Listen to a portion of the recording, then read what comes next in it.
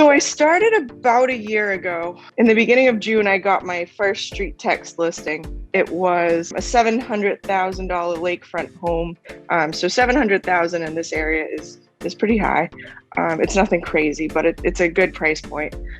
So I got that and I said, you know what, StreetText works. Let me keep it around. So that one came on the market after months of me working with that client and her receiving the drip campaigns. And that was one of the people that had just called me and said, actually they called my office asking for me. And they said, oh yeah, she sent us a bunch of emails and we're ready for her to come out and give us the valuation. From that point forward, I kind of realized this is good, but it's only as good as what work you put into it.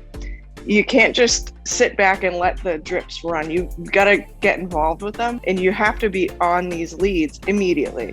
A couple months after, I think it was August, I signed another listing. Unfortunately, it didn't close yet. That was due to some repairs needed to be made to the property. And that one's coming back on in the spring. And it really just started picking back up again. So in the past 3 weeks, I think, I've gotten 3 more that I've been dealing with over the past year. One of them actually was one of my very first leads in the beginning of March last year.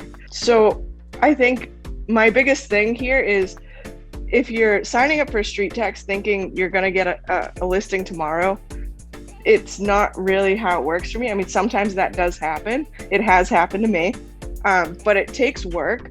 But if you can get one listing, like my very first listing, paid for StreetText and all of my ads for 5 years. That's how much it was worth. So now anything else is just free money. So stick with it and be yourself and it will work. And it's not, for me, I know a lot of people on here get 5-10 listings a month. I don't spend enough on ads for that. And I just try to make this a piece of my business. So I use just your typical seller ad and I just didn't try to reinvent the wheel. That works, so I put it out there, do the typical $9 a day. And what I do is when I get the lead, I immediately just try to call them or text them. Be yourself. Don't try to be too techie if that's not who you are. So what I do is I immediately try to call them and just make a connection. I just try to make these people my friend. You're my friend first. I'm trying to help you. Let's make a good connection.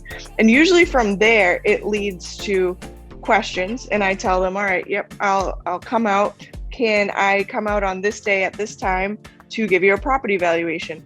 And I find that that's very important to put a day and time in front of them because I just want to get in the door and get in front of their face. Once I'm in front of their face, then we can talk. We can figure out what their goals are because sometimes they're just thinking about selling and not quite there yet and stuff like that. So once I'm there, I can make that connection even further and I go from there. If they don't answer a phone call or they don't put a phone number down, I have a very generic email that says, I got your property valuation for your house, the address. I think it is worth somewhere between this and this. For me to really give you a good idea of what your house is worth, I need to see it. I need to see the inside. So please give me a call. I'd love to set up a time to get back to you. And sometimes that doesn't work. Sometimes people don't respond to that email. And I get a lot of people that call back and they say, I've been getting your emails and I'm ready now. Sorry I didn't respond to your emails before, but I'm ready now. Could you come out? So the drip campaigns, I think, also really, really work. I try to be myself, not overly technology, anything like that.